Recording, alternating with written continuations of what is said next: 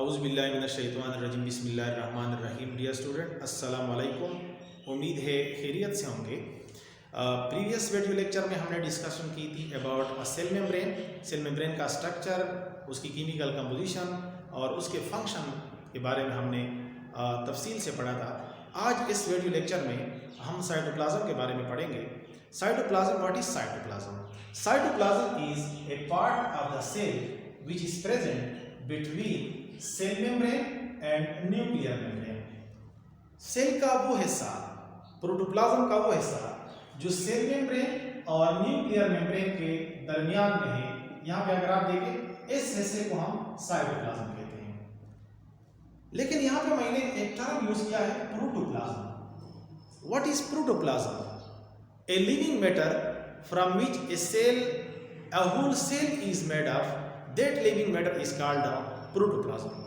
यानी वो living matter, वो जिंदा मादा जिससे ये पूरा सेल बना हुआ है, उस मैटर को, उस लिविंग मैटर को हम प्रोटोप्लाज्म कहते हैं। अब प्रोटोप्लाज्म का वो हिस्सा जो सेल मेम्ब्रेन और न्यूक्लियर मेम्ब्रेन के दरमियान में है, that part is called a cytoplasm. अब इस साइटोप्लाज्म की कीमिकल कंपोजिशन को हम देखते हैं कि इसमें कौन सी वो कंस्टिट्यूएंट है, उसके कंस्टिट्यूएंट कौन से हैं, इसमें कौन कौन सी चीज़ें जो है उसको हम साइटोप्लाज्म का हिस्सा है। तो यहाँ पे आप देखें, इसमें मेनली जो है वाटर मॉलिक्यूल होते हैं, इक्वस है नेचर के लिहाज से साइटोप्लाज्म। इसमें सेल ऑर्गेनेल्स भी होते हैं, different types of cell organelles होते हैं। इसको हम वन बाय वन आगे पढ़ेंगे। Mitochondria, Golgi bodies, endoplasmic reticulum, lysosome वगैरह। उसके अलावा इसमें स्टोरेज प्रोडक्ट होते हैं, different types of food contents भी इसके अंदर मौजूद होते हैं, मुख्तलिफ किस्म की मिनरल्स भी इसके अंदर होते हैं, गैसेस भी इसके अंदर मौजूद होते हैं। इसके अलावा इंसॉल्युबल वेस्ट मटेरियल, क्योंकि सेल के साइटोप्लाज्म के अंदर मुख्तलिफ किस्म के बायोकेमिकल रिएक्शन होते हैं और उन बायोकेमिकल रिएक्शन के नतीजे में हमारे साथ इंसॉल्युबल वेस्ट पैदा होते हैं, वो भी साइटोप्लाज्म के अंदर मौजूद होते हैं। यानी साइटोप्लाज्म एक ऐसा हिस्सा है सेल का जिसके अंदर डिफरेंट नेचर के सब्सटेंसेस मौजूद होते हैं। लेकिन साइटोप्लाज्म का वो हिस्सा जो सॉल्युबल फॉर्म में होता है, उस सॉल्युबल पार्ट ऑफ साइटोप्लाज्म को हम साइटोसोल कहते हैं। यहाँ पे अगर आप देखें, मैंने मेंशन किया है, a soluble part of cytoplasm is called cytosol. और इस साइटोसोल में मैक्सिमम अमाउंट जो है वाटर की होती है। यहाँ पे मैंने मेंशन किया है कि साइटोप्लाज्म कंटेन 90% ऑफ वाटर। अब ये साइटोसोल नेचर के लिहाज से दो फॉर्म में एग्जिस्टिंग करता है, या ट्रू सॉल्यूशन फॉर्म में होगा या कोलाइडल सॉल्यूशन फॉर्म में होगा। ट्रू सॉल्यूशन फॉर्म में जब स्मॉल मॉलिक्यूल और आयंस अगर वाटर के अंदर मौजूद है तो ये ट्रू सॉल्यूशन बनाएंगे। यहां पे अगर आप देखें, small molecules and ion forms true solution. और कोलाइडल सॉल्यूशन में साइटोसोल के अंदर लार्ज मॉलिक्यूल होंगे सस्पेंशन फॉर्म में, और ये जो सॉल्यूशन बनाएगा उस सॉल्यूशन को हम कोलाइडल सॉल्यूशन कहते हैं। यहाँ पे मैंने मेंशन किया है कि large molecule in suspension form make colloidal solution.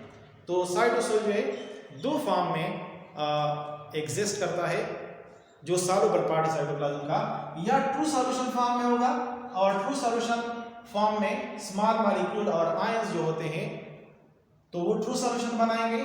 अगर लार्ज मॉलिक्यूल है, सस्पेंशन फॉर्म में है, तो ये कोलाइडल सॉल्यूशन बनाएंगे। अब कोलाइडल सॉल्यूशन के फार्दर हमारे साथ दो फॉर्म है, एक को हम कहते हैं सोल्ट और दूसरे को हम कहते हैं जील। सोल्ट उस स्टेट को कहते हैं, कोलाइडल सॉल्यूशन के उस स्टेट को हम कहते हैं जो लेस विस्कस होता है, यानी कम गाढ़ा होता है, और ये हमारे साथ यूजुअली साइटोप्लाज्म का वो हिस्सा जो न्यूक्लियस से दूर होता है और साइटोप्लाज्म के सेल मेम्ब्रेन के नजदीक होता है, इस हिस्से को हम एक्टोप्लाज्म कहते हैं। तो सेल मेम्ब्रेन के नजदीक जो हिस्सा होता है ये यूजुअली सोल फॉर्म में होता है, और इसके न्यूक्लियस के नजदीक जो हिस्सा है साइटोप्लाज्म का, उसको हम जील फॉर्म में होता है। और जील फॉर्म जो ये मोर वेस्कस होता है, और ये इनर साइड यानी सेल के अंदर वाला जो हिस्सा है जो न्यूक्लियस के नजदीक है, इस हिस्से में हमारे साथ कोलाइडल सॉल्यूशन का जो फॉर्म होता है उसको हम कहते हैं जील। तो स्टेट के ऊपर, कोलाइडल सॉल्यूशन के स्टेट के ऊपर डिपेंड करता है। अगर लेस वेस्कस है तो सोल होगा, अगर ज्यादा वेस्कस है तो उसको हम जील का नाम देते हैं। उसके बाद साइटोप्लाज्म के अंदर एक स्पेशल टाइप ऑफ मूवमेंट होती है जिसको हम कहते हैं साइक्लोसिस। सबसे पहले मैं इसको रफ करता हूं। साइक्लोसिस, तो व्हाट इज साइक्लोसिस? साइक्लोसिस क्या है? A streaming movement of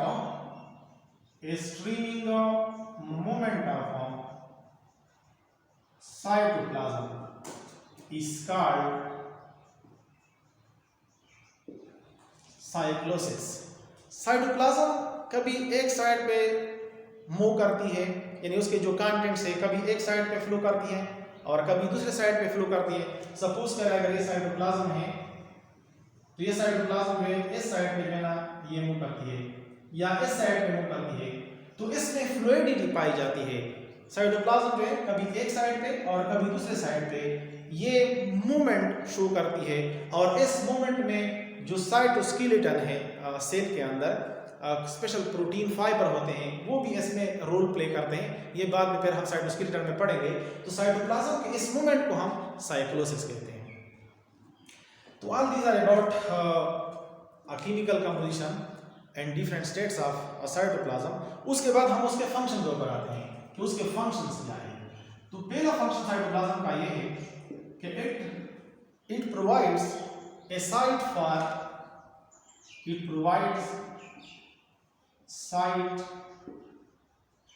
to different cell organelles।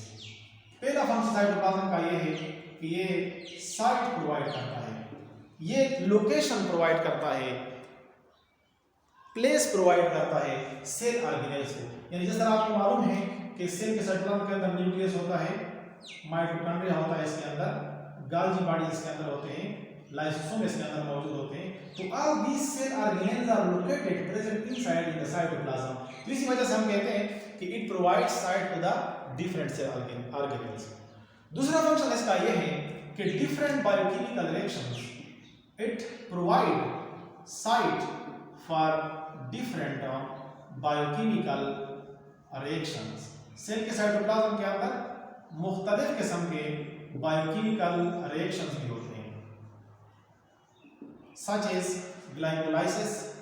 जिस तरह जो मोस्ट इंपॉर्टेंट है ग्लाइकोलाइसिस का अमल होता है साइटोप्लाज्म के अंदर, प्रोटीन सिंथेसिस जो बहुत ज्यादा इंपॉर्टेंट प्रोसेस है, all these take place in the cytoplasm of the cell.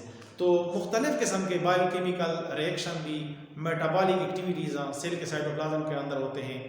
और ये जहाँ पे जो 2 महीने आपको बता दिए, मेंशन कर लिए कि ग्लाइकोलाइसिस एंड प्रोटीन सिंथेसिस, ये भी साइटोप्लाज्म के अंदर होते हैं। इसके अलावा it is also a source of cytoplasm is also a source of different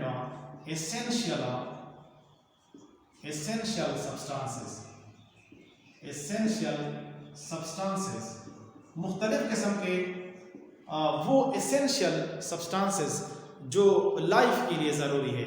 यानी जिस तरह फॉर एग्जांपल फूड कंटेंट्स, ये भी साइटोप्लाज्म के अंदर मौजूद होते हैं, जिसके ऊपर हमारी जो सेल है वो डिपेंड करती है, उससे एनर्जी बनाती है।